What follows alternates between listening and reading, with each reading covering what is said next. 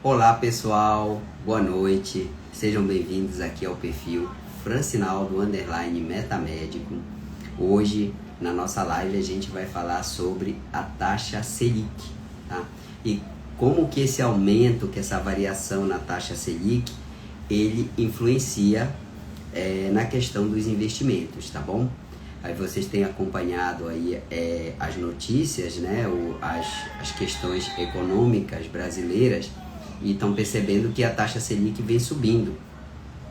Na última reunião do Copom, a taxa Selic subiu de 13,25 para 14,25 ao ano, entendeu? Foi um aumento de 1 ponto. Então, isso realmente... Oi, Pedro, boa noite. Boa noite, doutor Márcio. Tudo tranquilo por aqui, tudo sossegado. E hoje a gente vai aprender um pouco sobre a taxa Selic. E eu já vou pedir para vocês pegarem esse aviãozinho aqui e passarem para pelo menos 3 pessoas aqui do perfil de vocês, para que a gente possa trazer um número, né, cada vez maior aqui de pessoas aqui para nossa live. E eu já vou colocando aqui de antemão para todos vocês, quem tiver dúvidas sobre essa questão aí da taxa básica de juros, né, quem tiver dúvidas pode estar colocando aqui, que vai ser um grande prazer responder, tá bom? Então vamos em frente aí com a nossa live, para a gente poder avançar aqui. Pessoal, muito bom, já tem uma pergunta aqui, vamos ver aqui. O que eu acho das pessoas que só porque a taxa Selic aumentou vai colocar tudo em renda fixa? Bom, Pedro, vou começar respondendo a sua pergunta, né?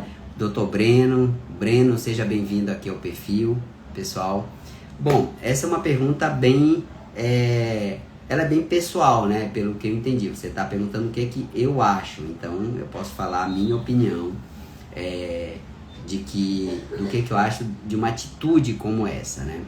Vejam, pessoal, nos investimentos, a gente sempre busca o que a gente chama de eficiência, tá?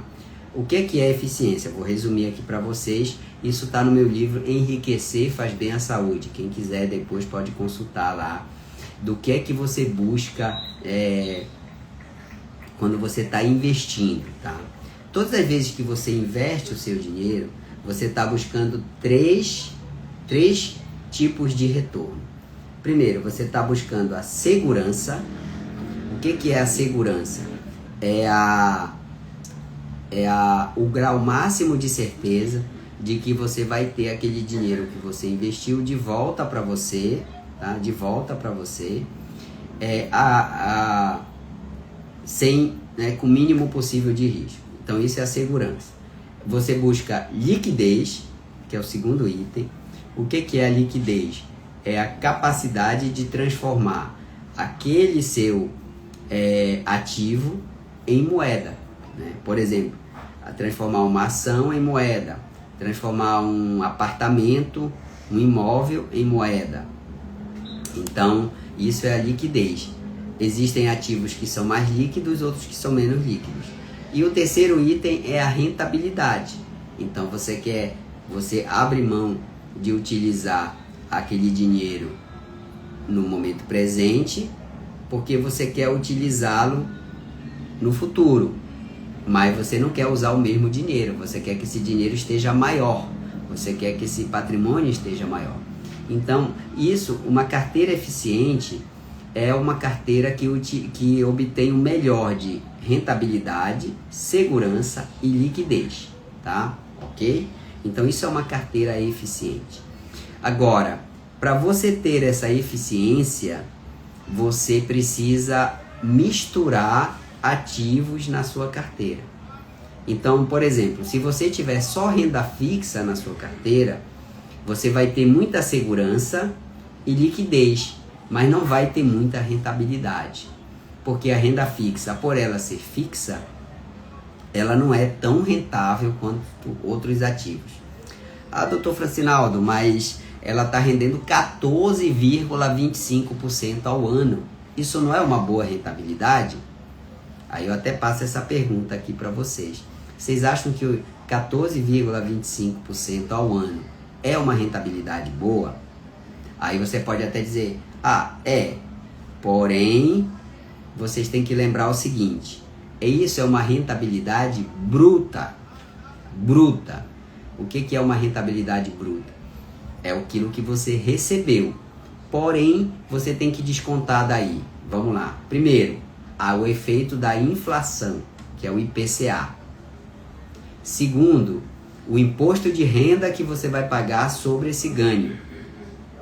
E terceiro, né, as taxas envolvidas na transação. Por exemplo, se for um título público, tem a taxa, né, que é cobrado pela bolsa para poder negociar esses títulos. Então, juntando tudo isso, na verdade, você não vai receber 14,25%. Você vai receber um valor bem menor. Vou dar um exemplo aqui. Vamos ver quanto é que está o IPCA dos últimos 12 meses. Vamos ver quanto é que está o IPCA acumulado dos últimos 12 meses. Deixa eu ver aqui quanto é que está. IPCA acumulado dos últimos 12 meses está em 4,56 aqui, de acordo com o valor econômico, pelo que eu vi aqui. A gente não sabe se esse valor é exato, né? Se é isso mesmo, mas vamos raciocinar que está 5%. Então vamos pensar assim, olha, você recebe 14,25 bruto. Aí vamos supor que você fique com esse ativo de renda fixa por mais de 2 anos, que é onde você vai pagar a taxa mínima, né? A taxa mínima de imposto de renda, que é 15%. 15% é o mínimo de imposto de renda que você vai pagar se ficar com esse ativo por um período acima de 2 anos, tá? Então vamos tirar 15% de 14,25 vai dar o quê? Vai dar... Deixa eu fazer a conta de cabeça aqui, tá, pessoal? Quem tiver uma calculadora aí, pode pegar. Então, 15% de 14,25 vai dar, se fosse 10%, daria 1,4, 5, 7... Vai dar mais ou menos 2,1, 2,2%.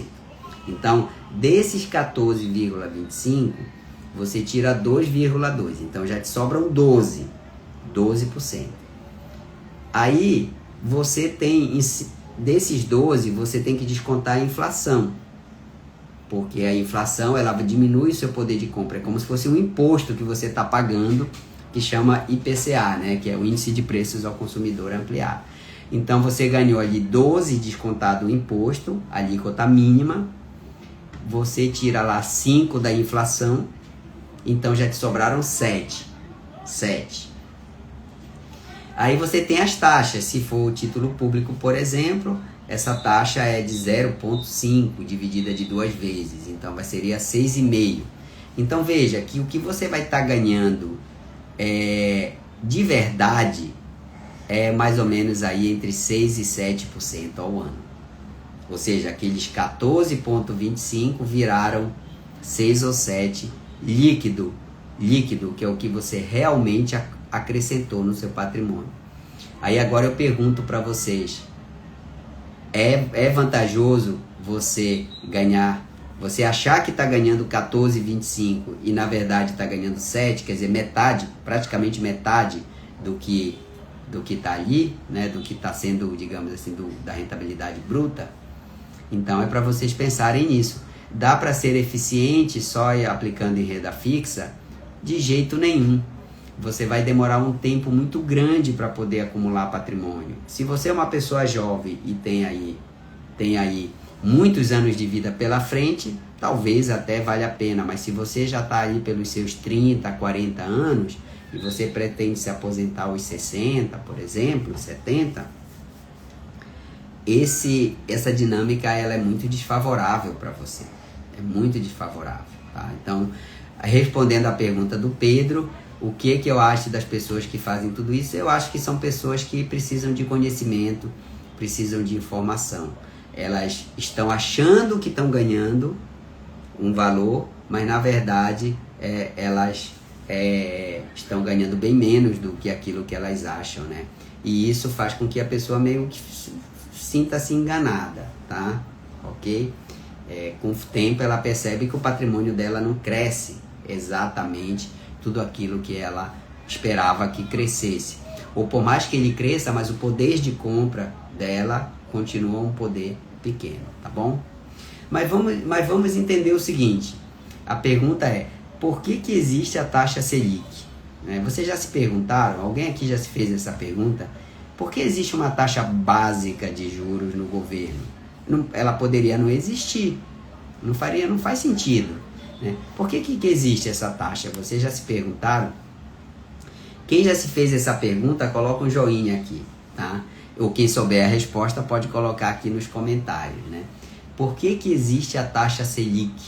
Né? E o que significa essa taxa Selic, né? Só para vocês terem uma ideia, a sigla Selic significa Serviço Especial de Liquidação e Custódia. É isso que significa a Selic, né?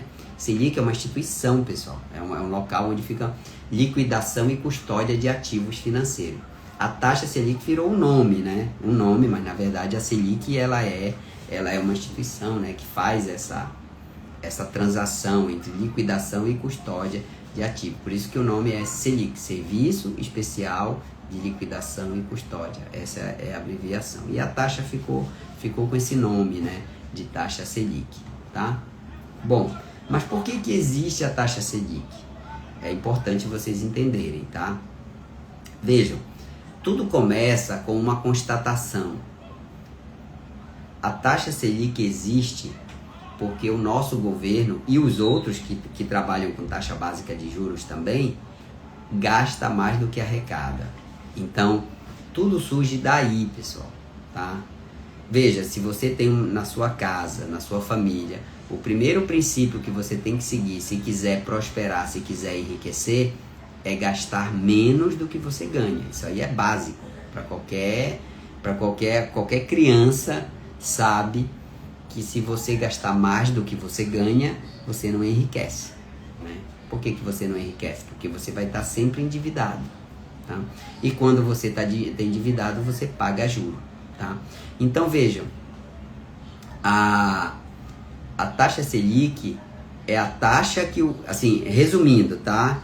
É a taxa que o governo precisa pagar para pegar dinheiro emprestado do mercado, tá? Ué, mas por que o governo precisa pagar juro para pegar dinheiro emprestado? Porque o governo gasta mais do que ele arrecada de impostos. Se vocês forem ver, olha, vamos ver aqui o impostômetro. Vocês já entraram nesse site aqui? Impostômetro. Entre aqui no impostômetro para vocês verem, tá? O que eu estou falando. Olha aqui, pessoal. Esse aqui é o impostômetro, tá? Oi, doutor Vitor. Obrigado aí, seja bem-vindo. Doutor Vitor, se quiser entrar na live aí, fique à vontade. Você é sempre bem-vindo aqui com a gente, tá? A gente já até teve aqui essa conversa em outros momentos sobre a questão da taxa Selic, mas fique à vontade. Só solicitar aqui que eu te coloco aqui ao vivo pra gente poder bater esse papo juntos aí, tá bom? Fique à vontade, tá, doutor? Por favor. Então, veja aqui, pessoal, eu vou colocar isso aqui pra vocês, olha. Olha aqui.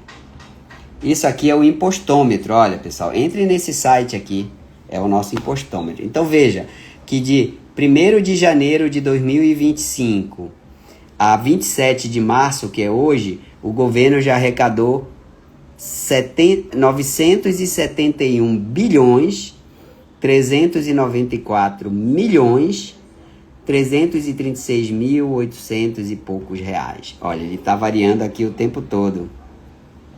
Tá? Olha aqui, ó. Veja, nós estamos no 3º mês do ano, tá? Se você quiser ver o de 2024, vamos colocar aqui, ó.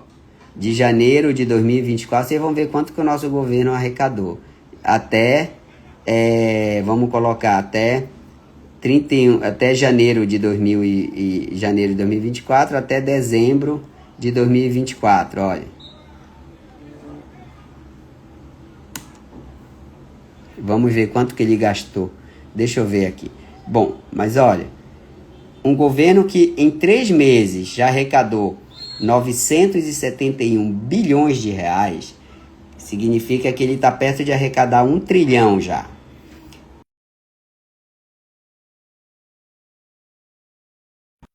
Em um ano, ele vai arrecadar quanto? Ele vai arrecadar em torno aí de 3 trilhões de reais. 3 trilhões. Vocês têm ideia do que são 3 trilhões de reais? Gente, é muito dinheiro. Muito dinheiro mesmo. Então, dê uma olhada lá no impostômetro para vocês se indignarem também, tanto quanto eu fico indignado, tá, pessoal? Ok? Então tá aqui, olha. Esse é o impostômetro, tá mostrando em tempo real. Agora vejam, o governo arrecada, desculpa, deixa eu mudar aqui, isso aqui, voltar para cá, pessoal, deixa eu ajustar aqui de novo o meu tripé aqui, até, Dr. Vitor vai entrar aí com a gente, vai bater esse papo bem legal aqui, então, Dr. Vitor, obrigado, ele tá sempre aí com a gente, e tá com a gente aí nas lives.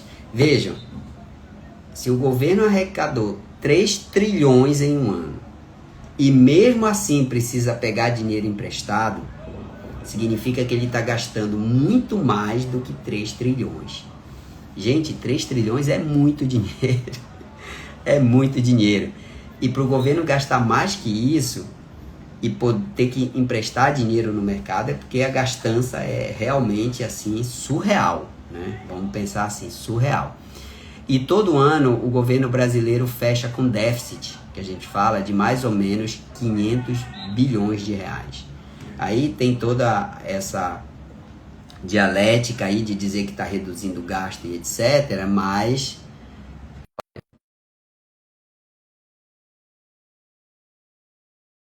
Então veja, pessoal, o que acontece? O governo arrecada 3 trilhões, mas ele gasta mais do que 3 trilhões. Então ele precisa... Oi, grande Vitor, boa noite, meu caro, tudo bem? Tudo bem, boa noite, Francinaldo. Pô, obrigado aí por estar aí. Eu não quis te incomodar antes, que eu sei que você está bem atarefado, mas já que você entrou na live aqui, sabe que o lema de quem é militar é soldado no quartel, que é trabalho, entendeu? Então, então legal aí que você está aí. Você acompanhou, né, aí que a taxa Selic subiu de novo, e dessa vez subiu 1 ponto, quer dizer, foi de 13,25 para 14,25 aí, e com perspectiva ainda de mais subidas aí até o final do ano.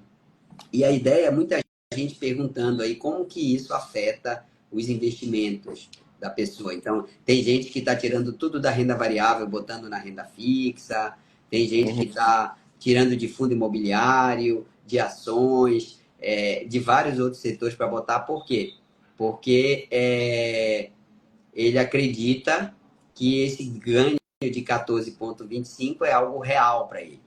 Então, eu estou explicando aqui para o pessoal um pouco da dinâmica dessa taxa, tá? Da dinâmica da taxa Selic. O que é isso? O que eu já expliquei aqui para eles? Primeiro, que 14,25 é um ganho bruto. Disso tem que ser tirado o imposto, que se a alíquota mínima for de 15%, é 2,2% que dá, então já cairia para 12%. Tem que tirar a inflação do período, que está mais ou menos próximo de 5%, quer dizer, já seria 7 de ganho. E se tiver taxa, por exemplo, como os títulos públicos, que você tem taxa ali, a taxa que a Bolsa cobra, e já ficaria em torno de 6,5, entre 6 e 7 de ganho real, né, de ganho líquido para a pessoa. Então, isso realmente não são 14,25, como muita gente acha que é o que vai ganhar. Por mais que você receba isso bruto, mas tem que ser descontadas todas essas taxas. E também eu estou explicando aqui por que existe a taxa Selic. Então, tudo começa porque o nosso governo gasta mais do que arrecada. Eu estava até mostrando aqui o impostômetro na hora que você estava. Aí nós estamos final de março e o governo já arrecadou quase 1 trilhão de reais em impostos, 971 bilhões. Então, indo nesse ritmo até o final do ano, serão aí uns 3 trilhões de reais arrecadados em tributos nossos, né? Conta que a gente paga. Então, para um governo que arrecada 3 trilhões, gastar mais do que 3 trilhões, para ter que se endividar, recorrer à dívida, é porque a gastança é gigantesca, assim. né? É uma coisa surreal, se a gente pensar em termos de número. Não vou entrar aqui no mérito se o gasto é bem feito, se não é, mas que é um gasto gigantesco, né? E arrecada 3 trilhões e gasta mais que 3 trilhões, então esse a mais, esse déficit, né, que a gente chama, ele tem que vir de algum lugar. Ele tem que vir de algum lugar para cobrir esse rombo. E de onde que ele vem? O governo precisa recorrer à dívida, gente. A dívida, ele tem que pegar dinheiro de algum lugar. De onde que ele pega usualmente? Bom, ele pode aumentar imposto de novo e arrecadar mais no ano seguinte, mas isso nós já estamos chegando nos 50% aí de tributos cobrados, né? Juntando tudo. Outra forma é o governo imprimir dinheiro, que ele tem feito isso, aliás, com uma certa frequência. Só que ao imprimir dinheiro, ele gera inflação, porque diminui, na verdade, quando o governo imprime dinheiro, ele desvaloriza a moeda. É isso que acontece. E aí gera a inflação de preços. E a outra é ele vender títulos no mercado. Quando ele vende título público, as pessoas compram, só que o governo tem que pagar juro em cima disso, porque senão ninguém compraria um título de um governo que não paga juro. E aí essa taxa de juro, assim, de uma forma bem geral, é claro que tem toda uma dinâmica por trás disso, essa taxa de juro que o governo tem que pagar para que as pessoas emprestem dinheiro para ele. As pessoas, pessoa física, empresas, bancos, etc. Tá? E essa taxa, digamos assim, em termos bem genéricos, seria a taxa Selic. Tá? Ela tem uma outra definição, técnica, tudo, mas em linhas gerais é isso. Então, pessoal, quando o governo aumenta a taxa Selic, ele está dizendo para o mercado assim: olha, pessoal, eu continuo gastando mais do que eu arrecado e eu preciso pegar mais dinheiro emprestado. E por isso eu me disponho a pagar uma taxa de juro mais elevada para que as pessoas emprestem dinheiro para mim. O recado que ele está passando para o mercado é esse, tá? Para as pessoas. Ele está dizendo isso, está dizendo, olha, eu não consigo equilibrar meus gastos, eu poderia reduzir, cortar aqui, cortar ali, cortar acolá, mas eu não estou fazendo isso, ou se eu estou fazendo não está sendo suficiente, mas eu preciso de mais dinheiro. Então, para você conseguir mais dinheiro emprestado no mercado, você tem que remunerar melhor a pessoa que te empresta, senão ninguém vai querer emprestar para você. Então, ele está passando esse recado aí para o mercado, tá? Bom, existe a retórica de que ele está fazendo isso para conter a inflação, né? Então aumenta a taxa Selic, em tese diminui o consumo e isso reduziria a inflação. De fato, a gente até observa que um efeito de curtíssimo prazo seria esse. Mas no longo prazo, isso se traduz em um aumento muito maior da dívida, uma fuga de capitais de determinados setores para outros e muitas vezes uma queda na arrecadação do governo, tá? Como se fosse um efeito colateral de uma medida dessas, tá? Por quê? Porque se só aumentar a taxa Selic e não controlar os outros pontos que estão levando a esse cenário, daqui a pouco é que nem tentar tapar o sol com a peneira. No primeiro momento parece que a coisa funciona, mas depois vem um negócio muito maior aí de dívida. E já tem, inclusive, títulos, né, sendo emitidos, se eu não estou enganado, para 2085, Vitor. Você me corrija aí se eu estiver errado com essa projeção. Depois eu posso abrir aqui. Eu só estou anotando os pontos para falar, Mas, para a mas, eu, gente tudo aí. mas eu já vi títulos emitidos para 2085. Ou seja, o governo já está adquirindo dívida para daqui a 50 anos, a mais de 50 anos para frente. Porque o que é que ele faz? Ele não tem como pagar essa dívida agora, ele faz o que a gente chama de rolagem da dívida. Ele joga essa dívida para frente. Então, nossos filhos, nossos netos, nossos bisnetos já virão com uma dívida para pagar, tá, pessoal? Então, realmente, essa é a dinâmica, assim, de forma não técnica, né, de uma forma real, da taxa Selic. Então, a taxa Selic existe. Então, o governo está aumentando a taxa Selic porque ele está precisando de mais dinheiro emprestado e ele precisa pagar mais juro para quem empresta, tá? Claro, isso vai ter uma diminuição de consumo, porque as pessoas vão ter menos acesso a crédito, o crédito vai ficar mais caro e elas vão tender a consumir menos, tá? Isso, sem dúvida nenhuma, acontece, mas acontece num período curto. no longo prazo, se o problema maior, que é gastar mais do que arrecada, não for resolvido, a bola de neve vem maior depois, né? Vem com outros, digamos assim, com outras consequências aí para a economia de um país, tá? Então, basicamente é isso. E, mas, doutor Francinaldo, o governo precisa gastar? É correto o governo gastar mais do que arrecada? É moral isso? Vamos dizer, economicamente correto? É moral? Tá certo? Bom, eu vou dizer para vocês aqui rapidamente que é o seguinte: existem três linhas de pensamento com relação à parte econômica de um país, né? Funciona basicamente como a sua casa, como você gerencia a sua casa.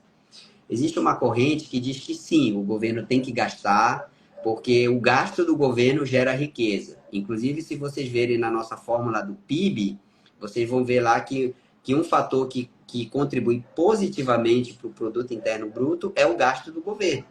Tá? Essa é a corrente que a gente fala keynesiana, que ela é baseada nos trabalhos de Keynes, né? Que é muito adotada nos países aqui do Ocidente. Tá? Então, o governo tem que gastar mesmo, o que o governo gasta gera riqueza, gera emprego, gera infraestrutura e etc. E ele tem que gastar. Basicamente essa a ideia de quem é adepto da doutrina keynesiana, tá? Que o nosso governo aqui e outros são também. Existe uma outra linha, que é a escola austríaca, que ela diz que não, que o governo, na verdade, o governo não deveria gastar, porque o governo é ineficiente quando ele gasta. Ele gasta, ele não tem controle, é uma coisa, ele não avalia resultado, é um gasto que assim, ele mais desperdiça do que gasta. E que quem deveria gastar são os cidadãos, porque só a pessoa, o indivíduo, sabe o que ele está precisando. Então, um governo que está lá em Brasília, por exemplo, ele não sabe o que o Francinaldo precisa aqui no interior do Pará. Ele não sabe o que o seu João precisa lá no interior do Mato Grosso. Então, é um gasto meio sem um sentido, assim, um gasto que, na maioria das vezes, vai ser desperdiçado. A escola austríaca defende que, na verdade, só o indivíduo sabe o que ele precisa. Então, o indivíduo tem que ter o poder de gastar. Ou seja, não deveria haver tributação, ou essa tributação deveria ser mínima, enfim, porque o governo tira de nós, do tributo, para ele gastar, partindo do princípio que ele é melhor, que o governo é melhor que o cidadão para poder gastar, né? Então, ele tira de nós para ele gastar. A escola austríaca diz que não, que nós é que temos que gastar, nós individualmente, porque só nós sabemos o que precisamos. O governo não tem como saber a necessidade de todas as pessoas. E existe a escola de Chicago. A escola de Chicago, ela diz que o governo tem que gastar, mas tem que ser uma coisa mínima, né? É o chamado Estado mínimo, né?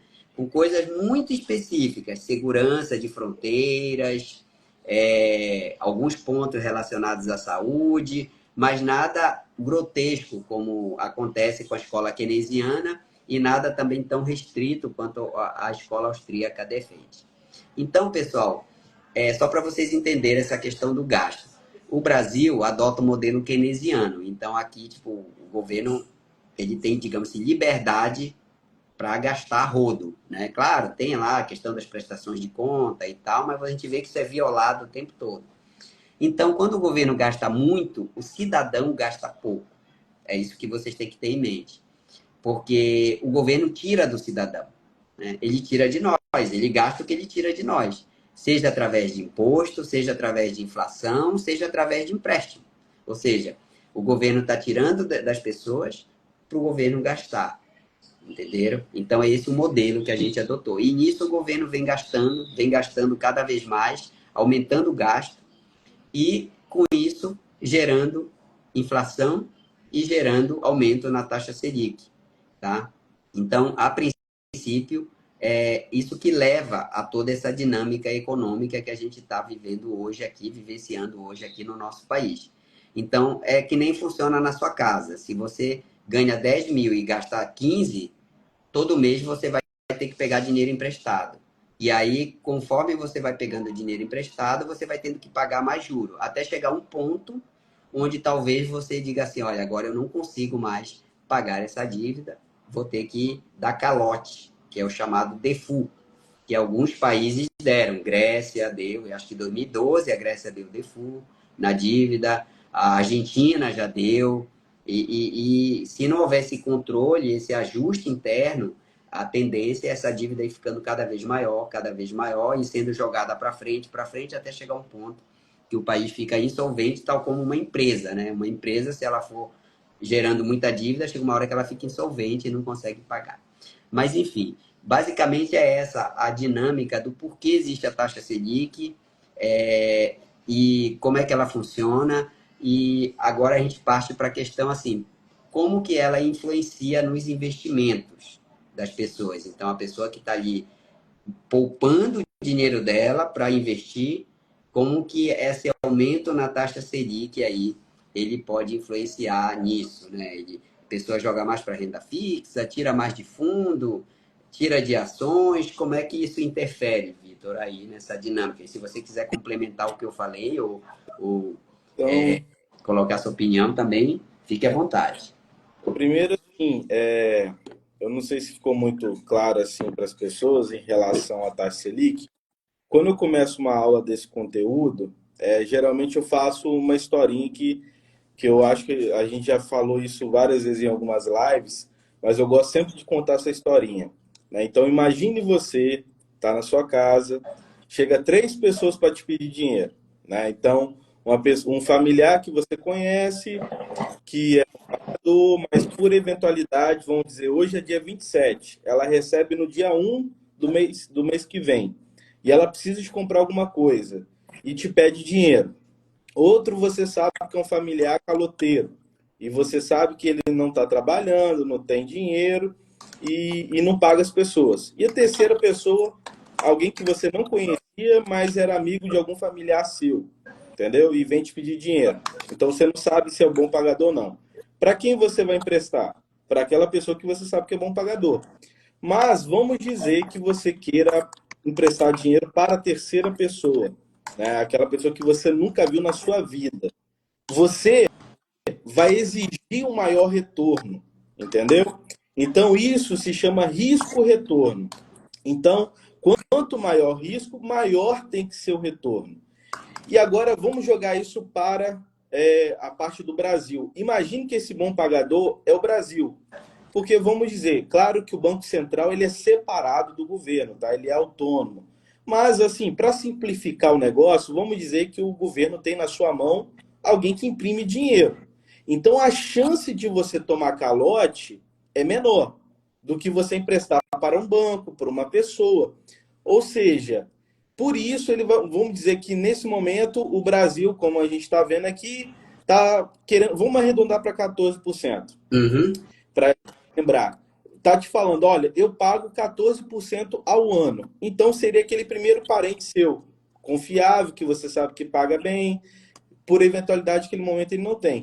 Agora, vamos dizer que sei lá, alguém peça emprestado para você, ou que você vai investir em alguma coisa, você não vai emprestar o seu dinheiro por 10%, 11%. Por quê? Não faz sentido. Se alguém que é confiável quer te pagar 14, por que você vai emprestar por 10, por 11, por 12? Você vai querer sempre acima disso. Por isso que a gente considera isso como uma taxa básica de juros. Então, essa taxa básica de juros, quando sobe, todos os empréstimos ficam mais caros. Então, o cartão fica mais caro, o financiamento fica mais caro, tudo fica mais caro. Por quê? Esse seria o nosso piso, né, de retorno para se aplicar em alguma coisa ou emprestar dinheiro. Entendendo isso, agora temos o conceito de economia básica, que seria o seguinte: temos inflação. Claro que tem várias nuances aqui, mas também vou tentar simplificar.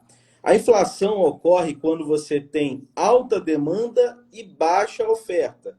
Se você tem muita demanda e baixa oferta, você aumenta os preços, a inflação ocorre. E vice-versa. Se você tem baixa demanda e muita oferta, os preços caem. E quando que você tem muita demanda? Quando as pessoas estão com dinheiro na mão.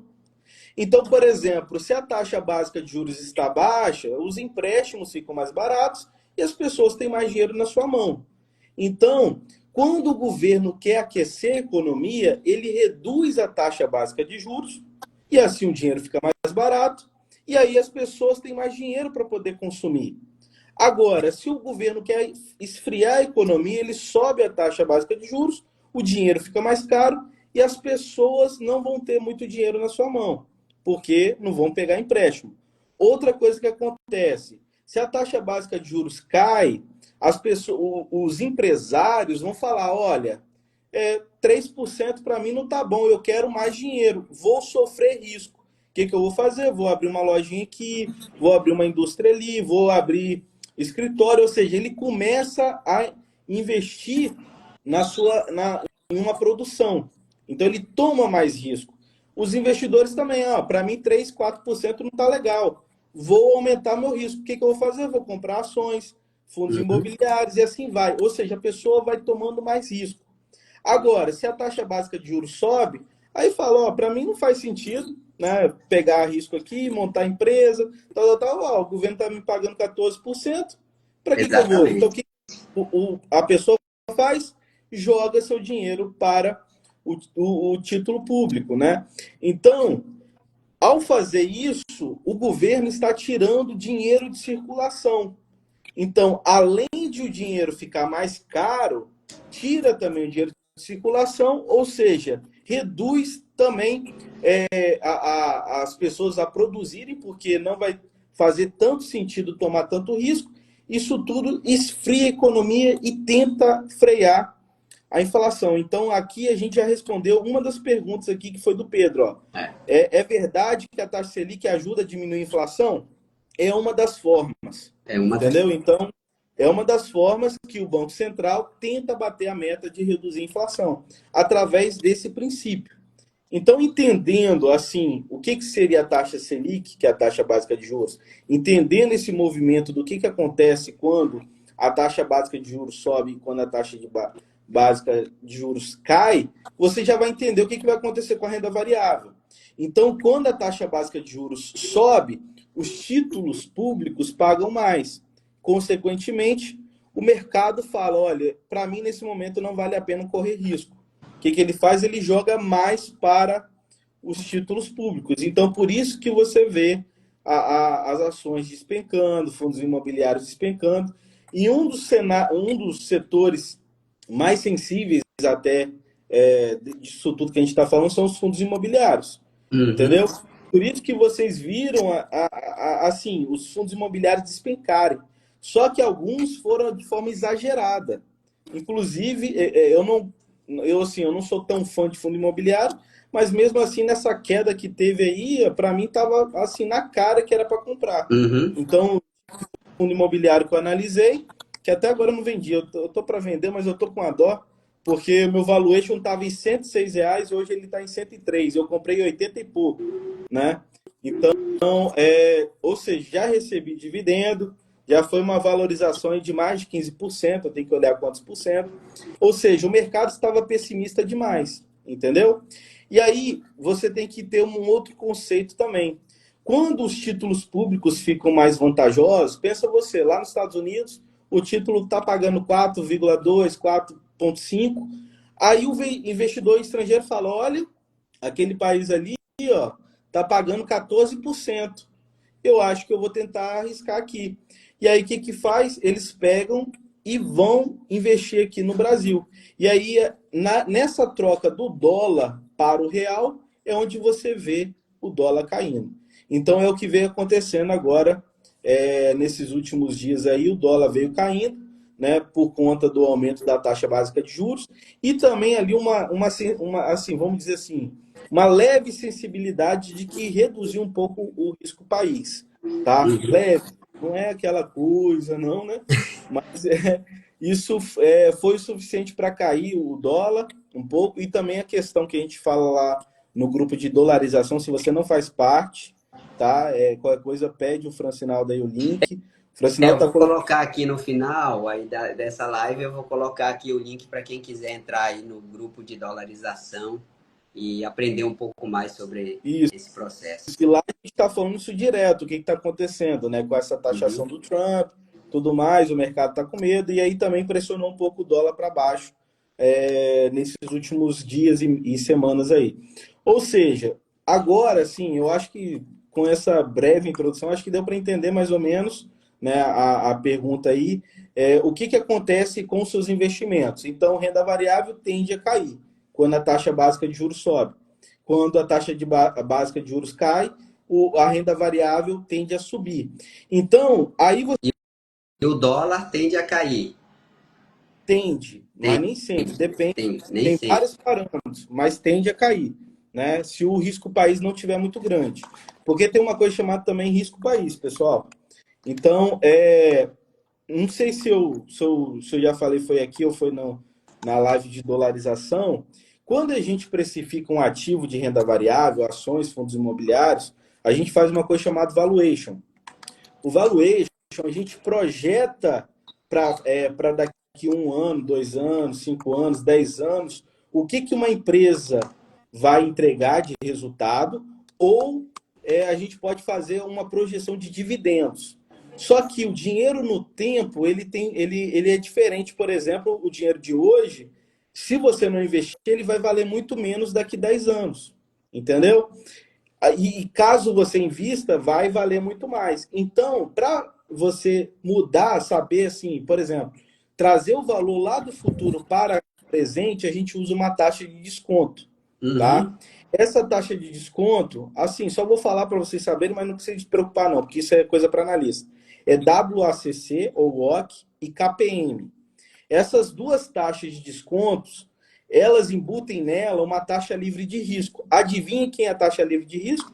Para os Estados Unidos são os T-bonds, para o Brasil, basicamente, é o Tesouro Direto. Entendeu? Então, entendendo isso, pensa o seguinte: se o título público brasileiro está aumentando a porcentagem de juros de pagamento, consequentemente, a taxa de desconto aumenta.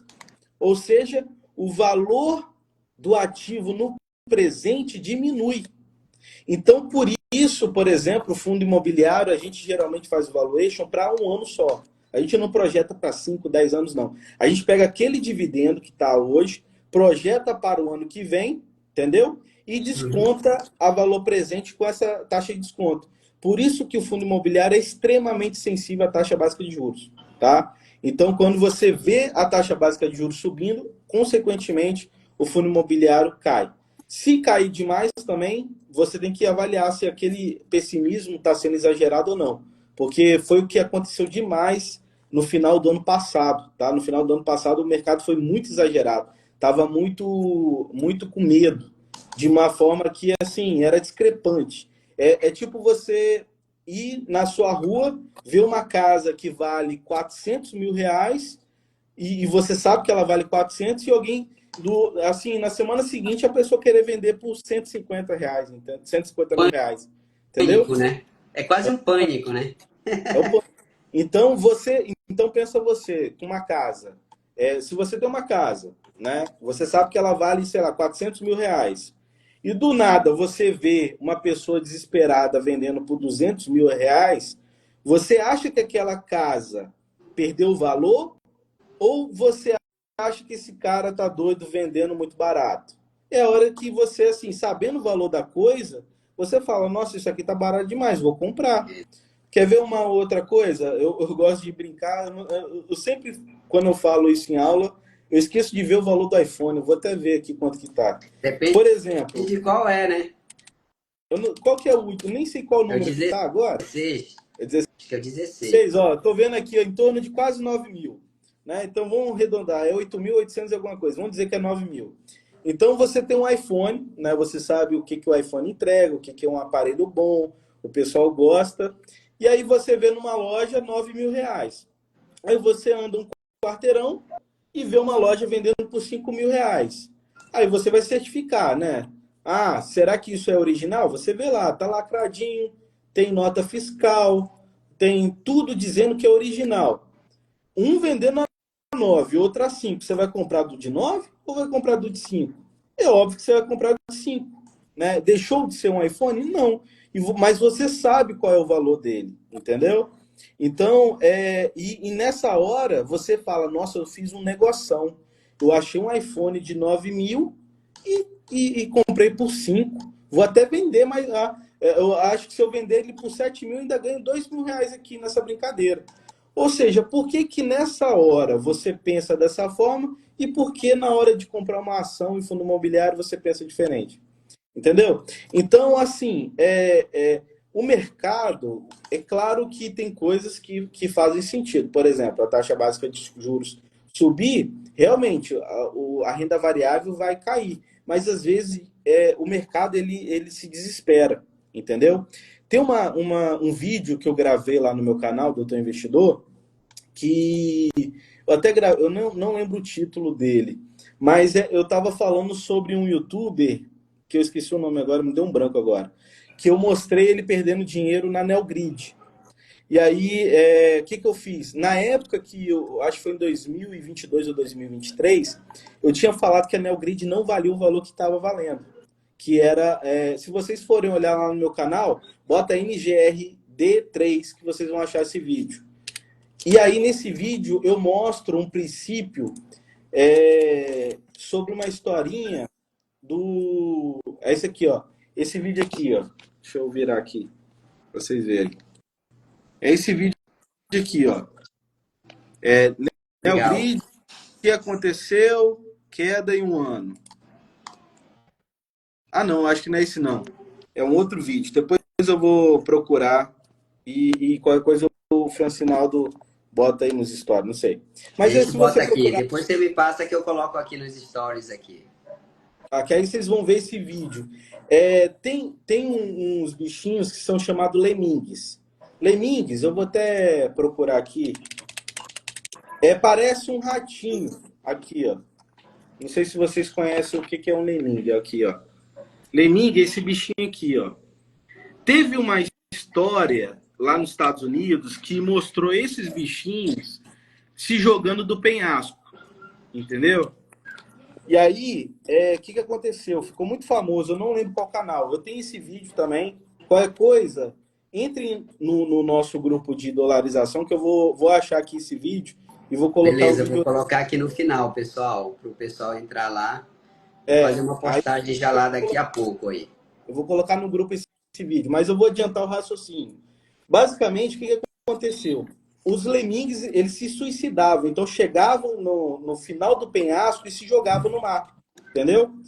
E aí isso ficou muito estranho. Por que esses lemmings estão se jogando, se suicidando assim? Ninguém entendeu, né? A gente não sabe o que aconteceu na cabeça dos lemmings, né? Mas vamos trazer isso para o nosso raciocínio de finanças. Então, o primeiro lemming estava correndo, correndo, correndo, correndo.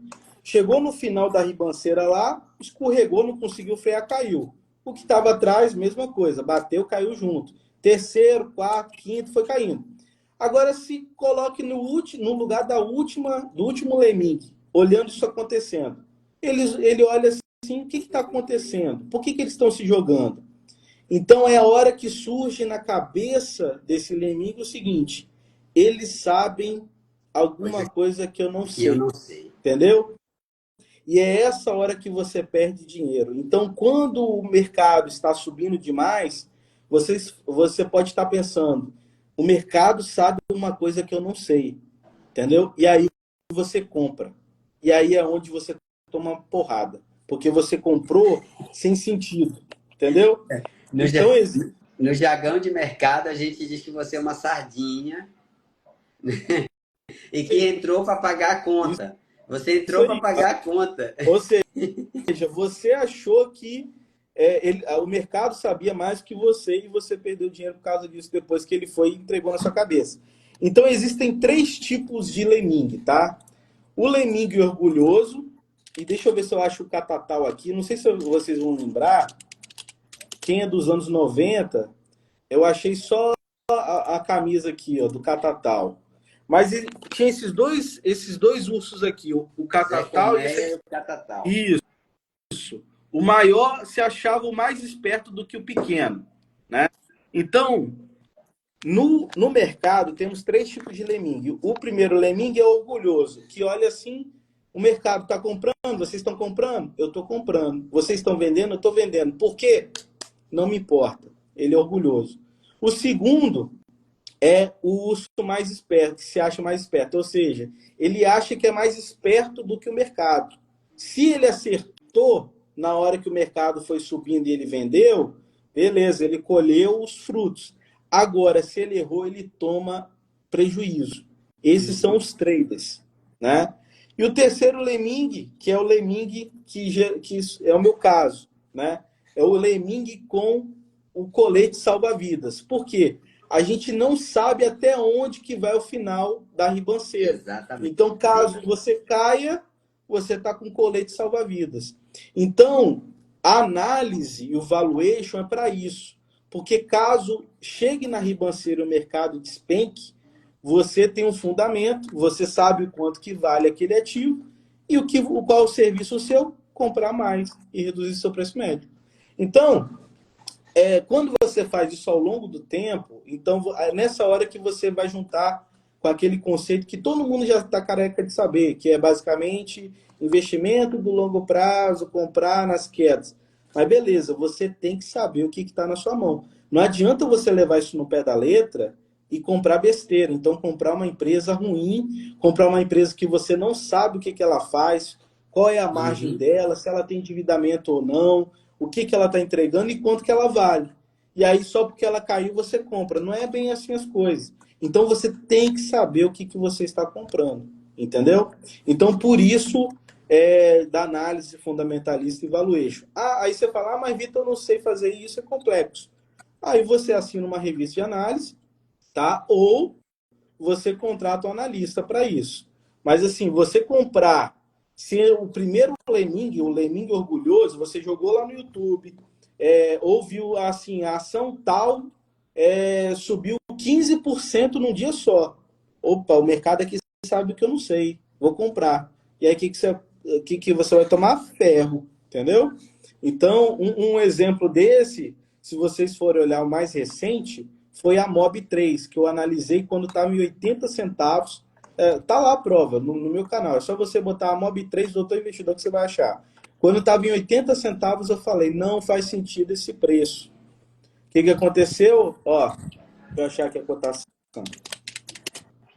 Mas o mercado falava, o mercado sabe uma coisa que eu não sei. E todo mundo me criticando. Teve gente me criticando no vídeo, se vocês forem olhar lá. Tá? O que aconteceu? Toma aqui, ó, o prejuízozinho, ó. Bateu 80 centavos e agora está em 26 centavos. E aí, lá no meu vídeo, se você for ver, tem gente falando, eu comprei essa porcaria arrependido. Entendeu? Mas por que ele está arrependido? Porque não sabia o que comprou. Ele foi o primeiro lemming. Aliás, Ele foi o lemming muita, orgulhoso. Entendeu? muitas pessoas seguem, né, esse comportamento. Aliás, a grande maioria, para te falar a verdade, segue o Sim. comportamento de manada, né? Vê aquela coisa, o oba-oba, tá todo mundo feliz, aí e vai, né? E geralmente você, a menos que você dê sorte, aí já passa a ser uma questão de sorte e não mais de Posta, estratégia, posta. uma aposta, você vai entrar para pagar a conta. Isso. E às vezes o mercado ele é tão traiçoeiro que às vezes quando você entra ele até te faz ganhar para você acreditar que você é melhor que ele. E aí Sim. você aumenta a aposta. E aí é quando ele se volta contra você. E aí às Isso. vezes você diz, olha, eu ganhei 30% nesse mês. Ah, não, mês que vem eu vou fazer maior. Aí no mês que vem você perde os 60, 70%, às vezes até tudo. E aí Sim. devolve para o mercado. O mercado é cruel nisso aí, para quem não Você está. acabou de me lembrar um outro caso, pior que eu não vou falar o ativo, porque talvez a pessoa até veja essa live aqui. Entrou em contato comigo, colega médico, ele investiu o equivalente numa ação, se eu não me engano, por 1 milhão.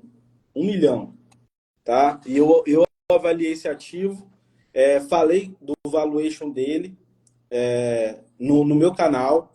Teve gente que me criticou falando, Vitor, você está fazendo uma análise de retrovisor. Aí que você não está contando com tal fato. Eu falei no vídeo tal fato. Só que a análise ela não pode ser baseado no que a empresa pode entregar por causa de tal coisa que ainda ela não tem no seu portfólio. Senão isso vira futurologia, entendeu? Futurologia. Esse é o problema das pessoas que criticam valuation, porque tentam acertar numa coisa que não tem embasamento. Se você não tem embasamento, não tem uma história, como é que você vai projetar uma coisa? Você vai projetar porque a empresa falou que vai abrir tal coisa. O que, que aconteceu? O tal fato lá não aconteceu, o mercado jorrou a ação. E, inclusive, no momento que eu fiz o valuation, estava um desconto de 15%. O ativo, eu acho que 2 semanas depois, subiu acima do meu valuation, ou seja, a pessoa poderia ter feito mais de 15% de lucro, e depois ele entregou tudo de novo abaixo do momento que eu gravei o vídeo. Entendeu? Deixa eu até mostrar aqui o gráfico, para vocês terem noção. Ó, mostra aí. vou tentar não mostrar o ativo. Mas olha aqui, ó. Cadê? Ó, quando eu analisei, estava mais ou menos aqui embaixo. Ó. Foi final do ano passado, novembro. O que, que ele fez? Olha aqui, ó. Chegou no topo, olha o que aconteceu, entregou de novo, agora está subindo um pouquinho de novo. Entendeu? Olha só isso aqui. A pessoa poderia ter feito o dinheiro aqui, ó. Porque eu avisei qual era o valor justo. E bateu o meu valor justo, tá? Então, quando eu fiz o valor justo, ainda tinha 15% de desconto e a pessoa poderia ter botado dinheiro no bolso, só que depois tomou prejuízo. E aí fez uma... provavelmente esse colega deve estar preocupado, né? E esse é o problema. Então, baseado em informações assim que não são muito fidedignas. Eu vi um cara falando sobre esse ativo no YouTube, sem muito embasamento teórico de análise, era basicamente assim, falava que tal coisa vai entregar tal coisa, tal, mas assim, não era o histórico da empresa. E aí várias pessoas vieram me criticar quando eu fiz análise, falando que eu estava fazendo análise de retrovisor. É porque eu sou um analista conservador, pessoal. Então eu não fico criando projeções estratosféricas, tal. Então por isso assim que minha taxa de acerto é muito alta. Então assim, é difícil acontecer um erro de valuation meu, porque eu sou conservador demais, entendeu? Eu não fico projetando coisa que não acontece. Inclusive, por exemplo, a Mob3 teve analista projetando a R$ 30 esse ativo. E agora vai fazer agrupamento agora, porque não chegou nem R$ 1. Porque, não sei se vocês sabem, uma ação não pode ficar negociando a menos de R$ 1 na bolsa por muito tempo. Ele tem que fazer agrupamento. Aí quer dizer que não vai valer R$ 30 no futuro? Não, não é isso. Pode valer em algum momento, mas não com a operação do jeito que está agora, entendeu? Então, aí se... porque, por exemplo, quer ver um exemplo claro? Por exemplo, Magazine Luiza, né? Magazine Luiza, quando eu avaliei uma vez, estava acima do preço justo. E aí, depois que aconteceu, despencou, entendeu? Mas ela chegou um momento que ela estava barata, entendeu? Uhum. Mas, assim, quando chegou no topo, a Magazine Luiza daquele momento não é a mesma de quando ela surgiu na bolsa, entendeu? E assim, vários ativos que você vai ver, por exemplo, eu não vou falar de muitos, não, a Magazine eu falei porque eu analisei já, mas tem ação aí de empresa de tecnologia que, sei lá, em 2009 era uma empresa, hoje ela é uma empresa totalmente diferente, entendeu? Então, claro, o valuation, ele é feito constantemente, mas sempre assim, você tem que ter um viés, assim, tem uma frase do Mug, que acho que nem lembro quando que ele foi embora, quando que ele foi dessa para melhor, mas é o sócio do Warren Buffett. Tem um vídeo que eu não lembro qual o título, que ele fala muito sobre isso. Por que tem muito sucesso nos investimentos? Toda vez que ele faz uma análise, e esse princípio é o que eu carrego para mim. Quando ele faz uma análise, ele procura qual o motivo que ele tem para não investir na empresa. Ele faz o contrário. Então ele vai vendo todos os princípios que não são ruins dessa empresa para não investir nela. Se no final da análise dele, os pontos negativos foram poucos e ele tem muito mais benefício, aí sim ele investe. As pessoas costumam fazer o contrário. Decidem investir no ativo e ficam procurando justificativa para comprar. Entendeu? Verdade. Então é nessa Fica hora que querendo arranjar uma explicação para a decisão que elas já tomaram, né? isso daí, justamente. Para Agora, só para responder mais uma pergunta aí para deixar você falar, Francina, que você sabe que quando eu começo Não, falando, é que a gente já está no nosso tempo aqui da live. vou falar, Daqui a mas pouco o Instagram derruba. será que tem alguns minutos ainda? Tem mais um ou 2 minutos, porque eu comecei um pouquinho atrasado. Tá, só vou falar esse negócio aqui, ó, a pergunta aqui, ó, do Pedro. Professores, vocês acreditam que no Brasil, o Brasil no futuro pode vir quebrar? Assim, é difícil a gente projetar isso, tá? Eu acredito que não, mas a situação pode ficar ruim, mas não ao ponto de quebrar. Agora, uma coisa que vocês podem fazer, Vitor, onde que você vê quanto que vai estar a inflação projetada? Existem economistas que fazem essa projeção, e aí vocês podem procurar uma coisa desse aqui, ó, chamado Boletim Focus, tá? Uhum. Esse Boletim Focus, por exemplo, aqui, ó, a taxa Selic projetada para os próximos meses, ó, é de 15%, tá vendo? Então, é nisso que aqui, por exemplo, o Francinaldo falou de que a projeção é que aumente, né? Então aqui já mostra, ó, que a ideia é que até o final de 2025 chegue em 15% e o mercado em 2026 acredita que vai cair para 12,50, 2027 para 10,5 e 2018 para 10. Se os economistas vão acertar ou não, a gente não sabe, né?